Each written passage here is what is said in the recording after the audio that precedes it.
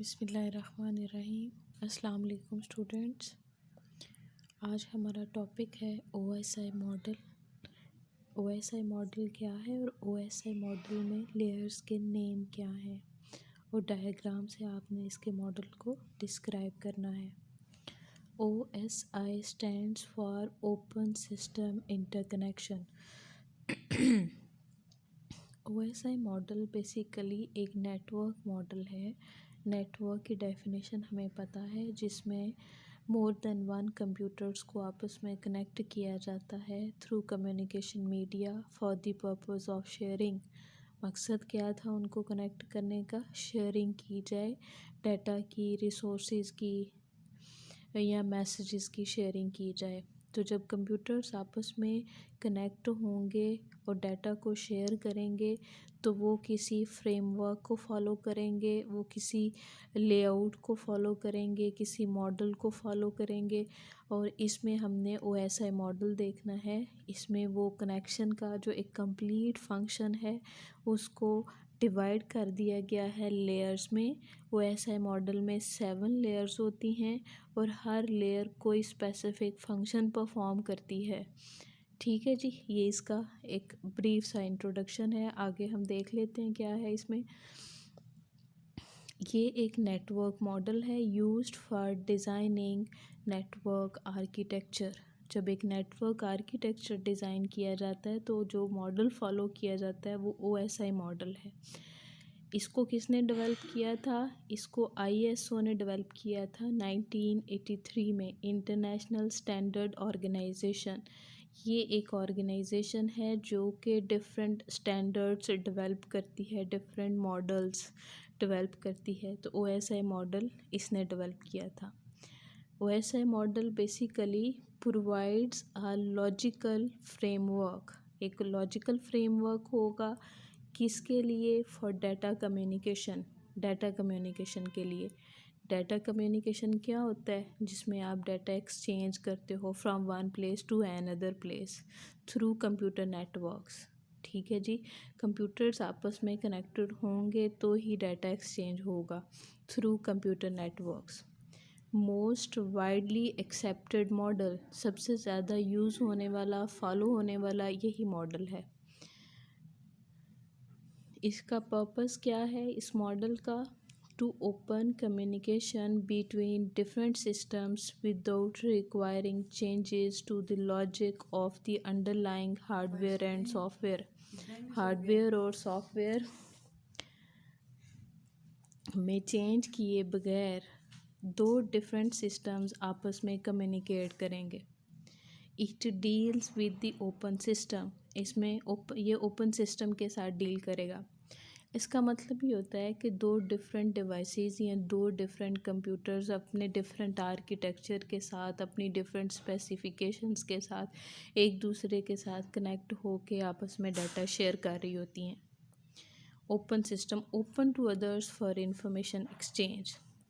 ये इसकी लेयर्स हैं जी। Physical layer, data link layer, network layer, transport layer, session layer, presentation layer and application layer. इसकी sequence इसी तरह से आपने लर्न करनी है। ये बॉटम टू टॉप की तरफ जा रही है। जो सबसे बॉटम है, जो सबसे निचली लेयर है, वो है आपकी फ़िज़िकल लेयर।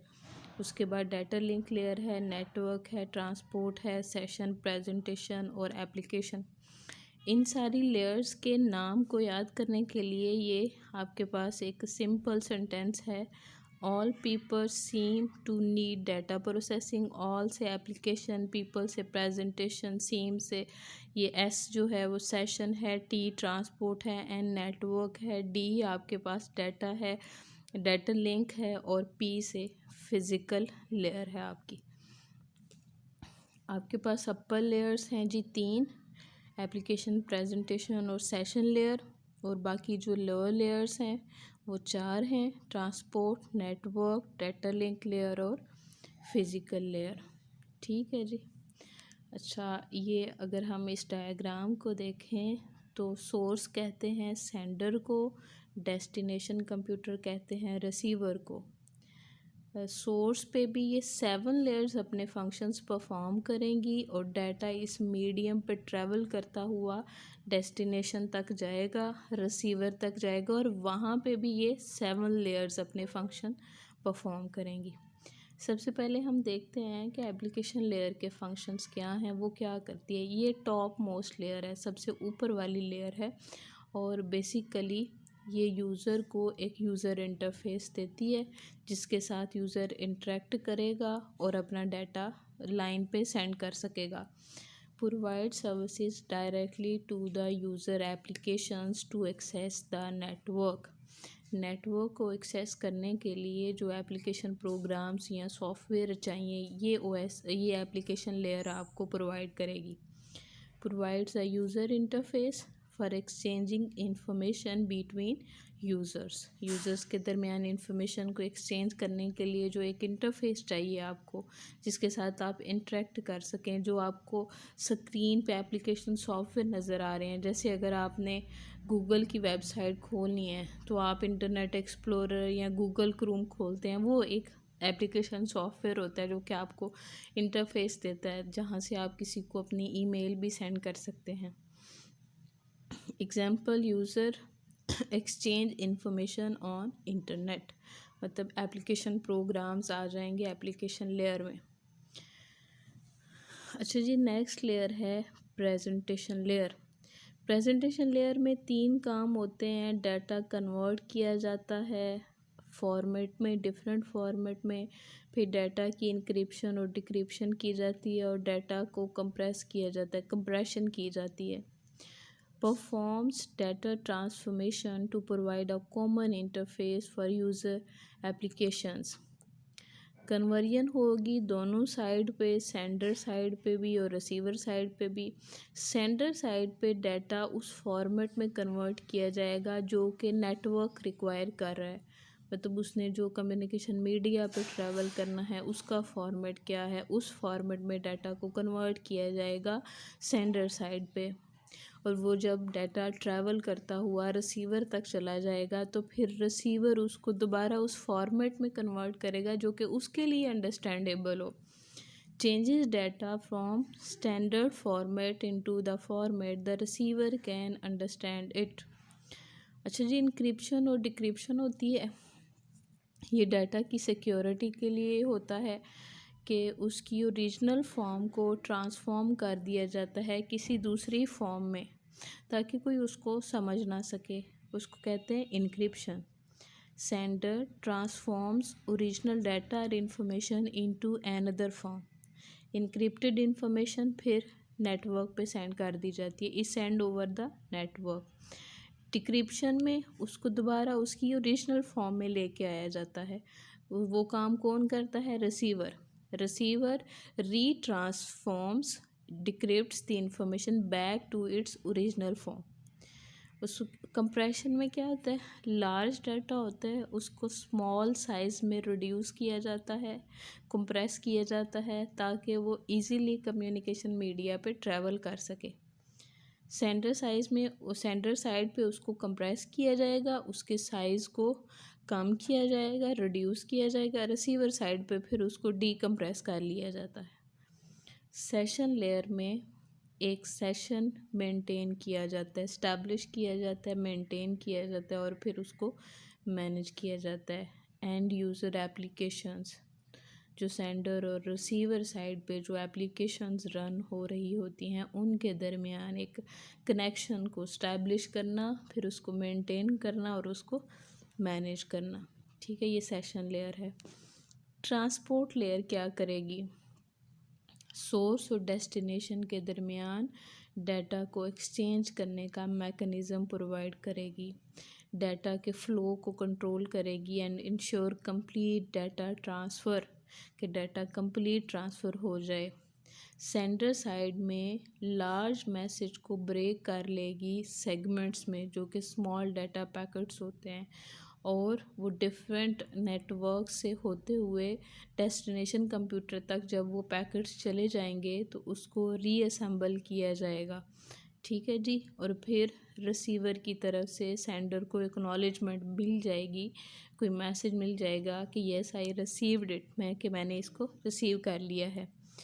नेटवर्क लेयर में रूटिंग डिसीजंस किए जाते हैं कि आपके डाटा के पैकेट्स किस रूट से ट्रैवल करते हुए डेस्टिनेशन तक पहुंचेंगे, क्योंकि दो कंप्यूटर्स के दरमियान बहुत से नेटवर्क्स हो सकते हैं और बहुत से रूट्स हो सकते हैं। उसमें जो मैक्सिमम जो मिनिमम टाइम लेगा रूट वाला, वो वाला सेलेक्ट किया जाता है।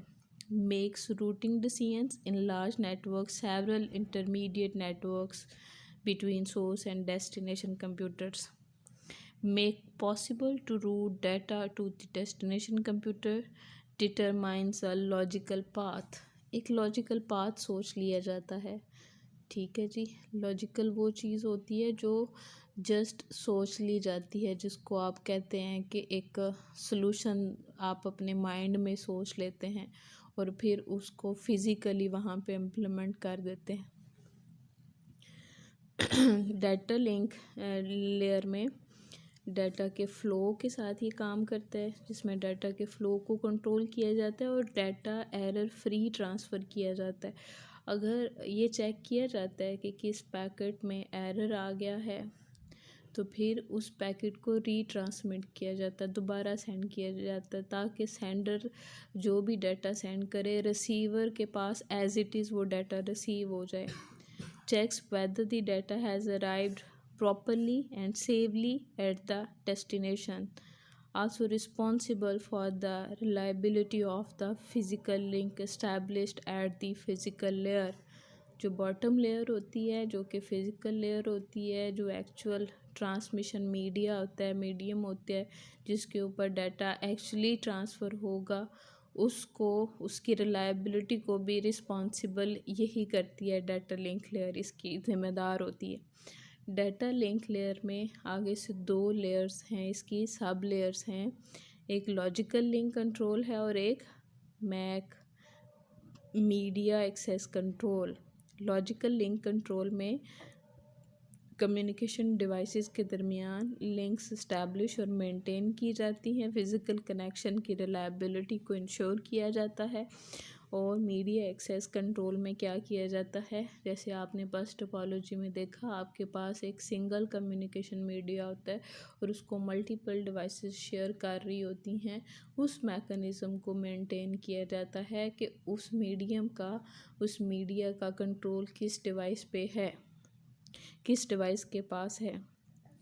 Controls the way in which multiple devices share the same communication medium. एक सेम कम्युनिकेशन मीडियम को जो कई डिवाइसेस शेयर कर रहे होते हैं और वो कैसे शेयर कर रही हैं उसके वे को कंट्रोल करना और ये देखना कि वो कैसे शेयर करेंगी। How different terminals or work station share the same communication media. Physical layer है जी, जो कि बॉटम लेयर है, सबसे निचली लेयर है ओएसआई मॉडल की। इसमें ट्रांसमिशन मीडिया और उसके कनेक्टर के साथ कंसर्न किया जाता है। कनेक्टर वो फिज़िकल पार्ट होगा जहाँ से नेटवर्क कंपोनेंट्स कनेक्ट होंगे, उनको ये डाटा आपका बिट स्ट्रीम में ट्रैवल करेगा लाइन के ऊपर, उसको कंट्रोल करना, उसको कोऑर्डिनेट करना, डाटा की ट्रांसमिशन को, वो ट्रांसमिशन किस फॉर्म में होगी, बिट स्ट्रीम में। फिज़िकल मीडियम में कौन कौन सी केबल आ जाती हैं, कोएक्सियल केबल है, फाइबर ऑप्टिक केबल है और ट्विस्टेड पेयर केबल है। डिफाइंस द रूल्स, इसमें वो रूल्स डिफाइन करना which the bits are passed from one node in the network to the next. Bits कैसे पास होंगी एक कंप्यूटर से दूसरे कंप्यूटर तक। Defines the electrical, mechanical, procedural and functional specifications for activating, maintaining and deactivating the physical link before the sender and receiver. Receiver और sender के दरमियान जो एक फ़िज़िकल लिंक है उसकी मेंटेनेंस, उसको डिफ़ाइन करना, इलेक्ट्रिकल, मैकेनिकल, प्रोसीजरल और उसकी फंक्शनल स्पेसिफिकेशन को ये है जी फिज़िकल लेयर, जो कि बॉटम लेयर है। ये आपकी 7 लेयर्स पूरी हो गई और आपका चैप्टर नंबर 2 भी पूरा हो गया।